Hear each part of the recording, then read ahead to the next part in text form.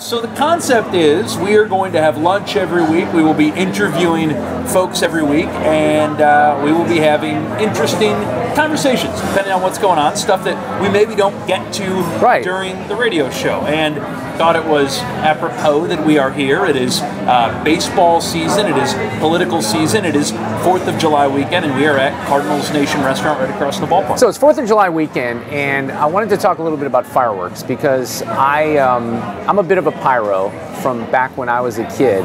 And it was funny, when I moved back here, I've spent most of my life in Missouri, but I did spend 9 years in Wisconsin. And it's weird up there. You've probably been up there, Chris, north of Illinois. You can buy fireworks, right? You can't really set them off anywhere. So when I lived here in the early 80s... And it's not really fireworks. It's like the little tanks. Yeah, it's not real. They spin around, or like sparklers, or...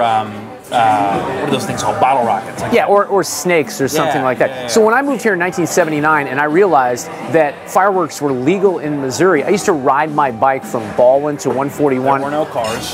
There weren't very many cars at that point. I'd put a backpack on, I'd buy a bunch of fireworks, and I'd take them up to Chicago. This is a true story. And I would upcharge my friends and make a little money. Now, back then, I'm trying to remember if I ever took fireworks on a plane. I probably did because it wasn't that big of a deal back then. What would happen today if you tried to bring like an M80 onto a plane? No, you'd be in big trouble. And I don't think I was buying M80s, but I was buying some fun stuff. So now you have a situation where I live in Jefferson County, you can pretty much do anything out there. I think you can even kill one person and you get a free pass. I'm not sure. I haven't tested that theory out.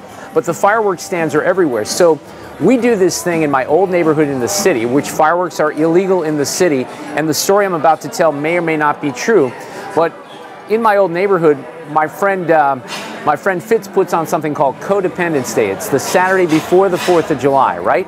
And there's about $500 worth of fireworks that are purchased. That's a lot of fireworks. It's a lot of fireworks. Fountains and things that really explode. And last weekend, we set them off and had a good time. Now, there are law enforcement types that may or may not be involved with protecting us from getting arrested. So they're like your outside security consultants. Maybe it's like Blackwater. The guys that go to Iraq and stuff like that. It's exactly like that. That's the first thing I thought of. But I mean, we just blow a lot of things up. There are a few reasons that I am very apprehensive and very wary about fireworks. And granted, there's a lot to do with not being able to have them growing up and living in Chicago, where they were super illegal and we thought like a sparkler was a big deal. So wary of them for that reason. First of all, the places you purchase them.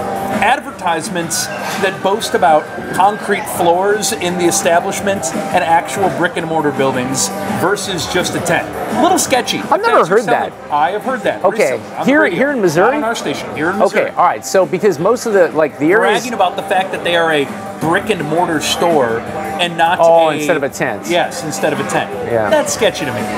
Any cash only or strongly cash encouraged transaction? What's wrong with that? Sketchy. Here's a true story. There's a friend of mine, because you always wonder about these things. I think they have a license for 3 weeks. It's not a very long time. The tents go up, and then the Friday, maybe even the Wednesday after the 4th of July. Well, 4th of July is on a Monday, so maybe just the weekend. They're down, right? And then it's buy one, get 50 free. But there's a friend of mine from Columbia, Missouri, who knows a guy who, that's all he does one time a year, as legend has it. He opens up a fireworks stand in mid-Missouri. He goes to China every year. He buys the fireworks. He pretty much doesn't work and do anything, and he makes several $100,000 from that fireworks stand just in that 3-week period. I'll tell you what, my brother is working the fireworks stand in Warsaw, Missouri right now, and I cannot imagine the kind of encounters that he has with the good people down south of Sedalia. I know you, though. You are stringently making sure that every American has the right to bear fireworks. I love freedom. Because heaven forbid we not be able to blow things up. The only two scenarios. It's freedom. Best case scenario with a firework, it blows up. Worst case scenario, a person blows up. And those are the only two scenarios. That's why I have no interest. At the aforementioned event, Codependence Day in the city, this is also something that happened. And I'm not crazy about getting an eye shot out or something like that. No. There was one of my friend's dogs got out of the house and saw the firework.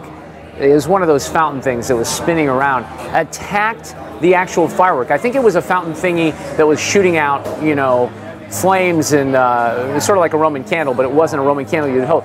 The dog, I think the dog was in protective mode, was trying to protect the guy who was setting off the fire. Tried, knocked it over. The fireworks start heading toward the crowd, and the dog actually bit at the firework with its mouth. Somehow did not get burned dramatically, and was okay. Was okay. It was the craziest thing that I've ever seen. Wow. Be careful, kids, because you can put an eye out or cause third-degree burns on a dog. Don't blow things. It's like the Jason Pierre-Paul, the football player last year, who was set to make like he lost a finger. $15 million. Yeah, and he's still playing, but I don't know. I guess that. But come on, you've never. You can't take my fireworks away from me. You've never shot off fireworks just to have fun? Like, not intense ones, not serious ones. I leave that to the professionals. Yeah, not me. I live in Jeffco, America. But it is 4th of July. We do have Cardinals baseball this weekend, and we have been talking a lot of politics. So okay, I've got a little game that I came up with. It's called Old-Timey Baseball Player or Old-Timey State Senator. Okay. And we're going to test your knowledge. You did a little research about on this. Baseball and politics. Listen to some of these names. Snake, Silver, Pretzels, Stump, Lady, Darby, Oyster, Germany, Sadie,